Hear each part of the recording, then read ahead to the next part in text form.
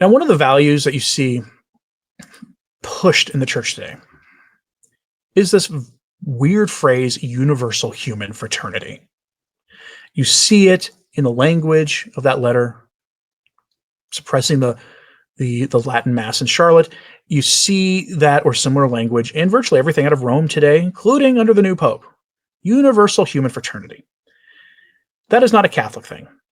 And there's a bishop who we turn to from time to time on this channel, Bishop Marian Eleganti, who published this, it's definitely not in English, over at Marco Tossati's blog. I had a hard time getting it to translate using the usual method that I can have it on screen for you. So what I did is I copied the text into a translator and did it the hard way. And so we'll have the text on screen here in English for you. Yeah, that's a Google document. But it's the same thing. And if you don't believe me, I'll have a link to it in the show notes at returntotradition.org. And universal human fraternity, he calls it in this text siblinghood. Brotherhood is really, again, this kind of neutralish language about that stuff. But it's about, do we have a universal brotherhood with all human beings? Yes or no? I don't think the church has ever said yes to that. That our brotherhood is limited to all of us being made in the image and likeness of God.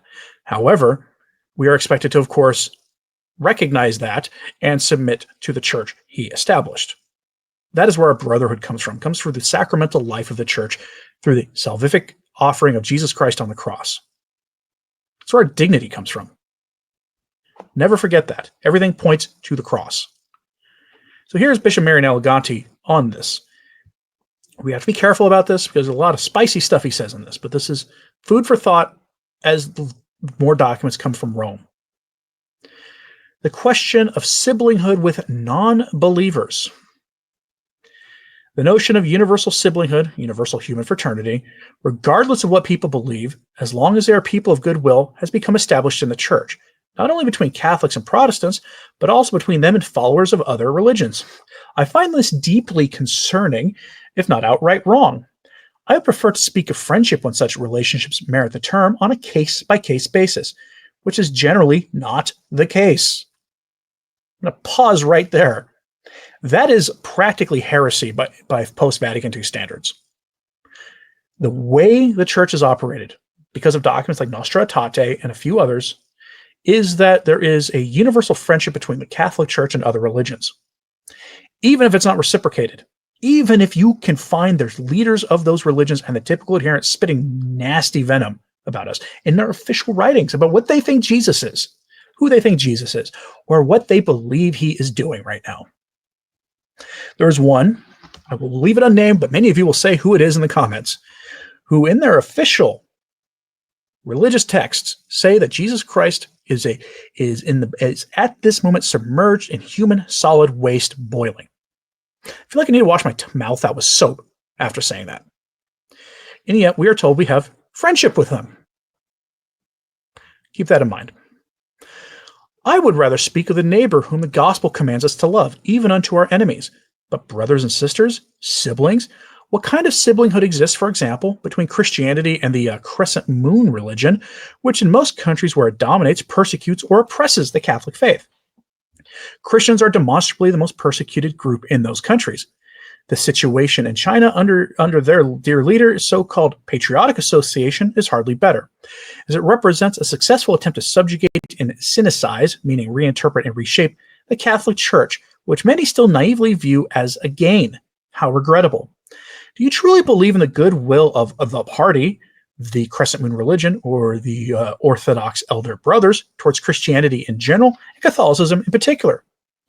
The elephant worshippers, too, have recently become more aggressive towards Christians. If you're not aware of that, go check out what's happening in India right now. It's scary stuff. How many Catholic churches have been set ablaze by our so-called siblings, for instance, in France? How many Catholic priests have been ended? This happens every year. How many believers have been prosecuted, sentenced to be ended, or simply ended violently by those nasty groups, for example, in African countries? In Jerusalem, Christians can face open contempt from our so-called elder brothers. The list is long, and I'm only providing a few examples here. In what bubble or parallel world does the talk of universal siblinghood operate, given the global facts about interreligious relations? How can we as Catholics indiscriminately speak of our siblings when among them are militant exponents of their religion or ideology? They do not believe in Jesus Christ, the Son of God, the way, the truth, and the life, the only door to the Father. They oppose this creed and those who adhere to it. Christian martyrs are certainly not decreasing. How can their persecutors be my brothers and sisters, my siblings? They cannot. This does not undermine the gospel of the Good Samaritan, nor does it limit the love of neighbor that even extends to enemies.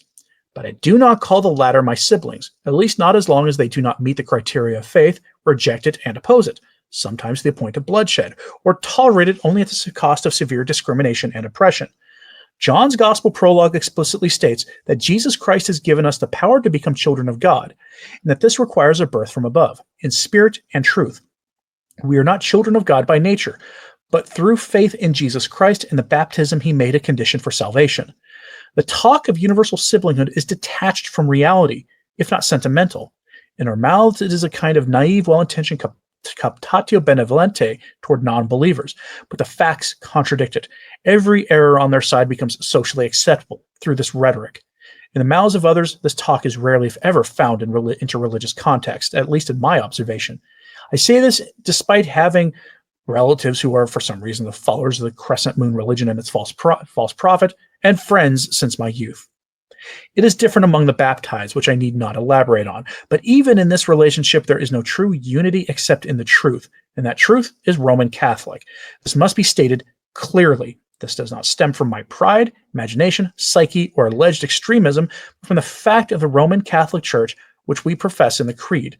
This names the problem which is generally avoided. If it is bracketed out, the much invoked unity becomes nothing more than a discordance, contradiction, and hopeless heterogeneity of beliefs painted as diversity. Upon closer inspection, this ecumenical mode is anything but unity in truth. I do not believe in love without truth. It is not love but truth that makes us one, just as it is not love but truth that divides us. The rhetoric of siblinghood and diversity is based on sidelining the question of truth to foster better relationships. With non-believers, this means relativizing Jesus' claim to absolute truth, his uniqueness, and his normativity for all people. Among other Christians, it means relativizing the salvific necessity of the Roman Catholic Church, its visibility, its universal significance for salvation, its mediation, its sacraments, and last but not least, reducing its papacy to a mere honorary primacy with maximum accommodation. I repeat my thesis. Those who have no truth can merge with everyone and be kind to all without pain. They can include everything and anything. Exclusivity and distinctiveness become relics of the past, which is also desired. But as soon as the question of truth is raised in its full scope and weight, it leads to polarization, distancing, rejection, martyrdom, or in the best sense, conversion. The acceptance of the Catholic faith, baptism in the Roman Catholic Church, in its visibility, uniqueness, Catholicity, apostolicity, sacraments, apostolic succession, and unity sub Petro et cum Petro, under and with Peter, the papacy. Let's pause there. And he just gave to you the entire core argument of the recognize and resist.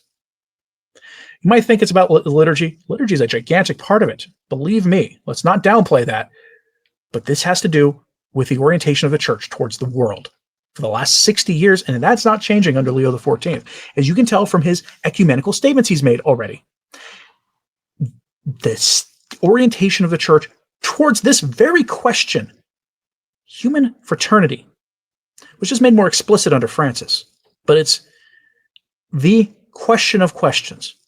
Jesus said, I am the way, the truth, and the life. No one comes to the Father except through me.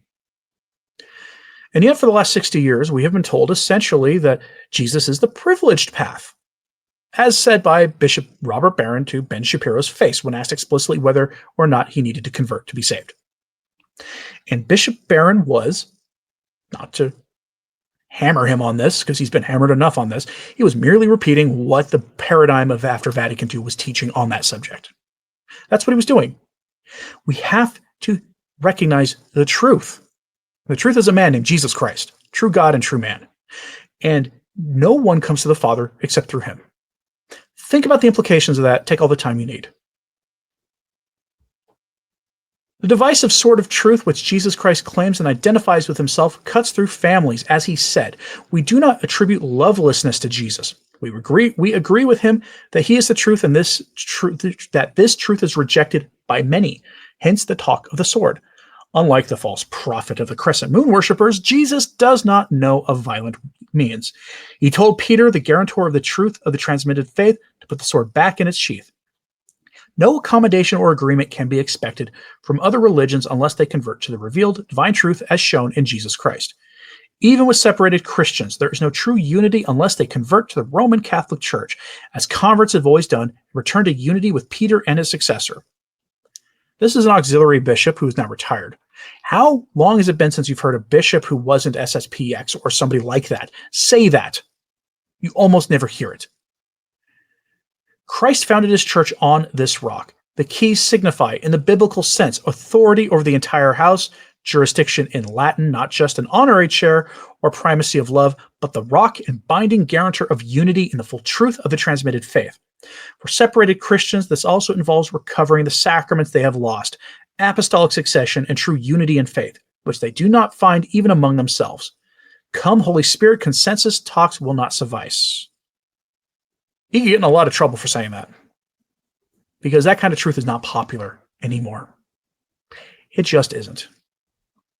I'm telling you right now, that is an attitude that we don't see enough anymore in the church.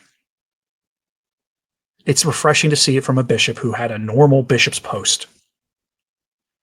He wasn't, a bishop who was in the SSPX or anything. Not that there's anything wrong with him. Again, he was like a diocesan bishop who said this stuff. I'm curious what you think about this, though, because what he said in that letter stands in stark opposition to everything in the church today, unfortunately. And the way you live that in your life is to get to know your neighbors, find out if they're lapsed Catholics, and find out why they're lapsed Catholics, and invite them to Mass, despite how chaotic things are in the church. Jesus told us to love our neighbors. He also told us to love our enemies. And the greatest sign of love you can get is to bring them into communion with Jesus Christ and his church. I'm curious what you think about this, so let me know in the comments, please. Hey, like, subscribe if you haven't. It certainly helps. So does sharing this on social media. That helps too. If you've ever thought about supporting us here at Return to Tradition, we have options in the description box below. Patreon, Subscribestar, all those things offered or asked for by viewers of this channel who wanted options, and so I gave them to them. It does help keep these daily messages coming. And as always, pray for the church. Pray for the Pope. I'm Anthony Stine. Ave Maria.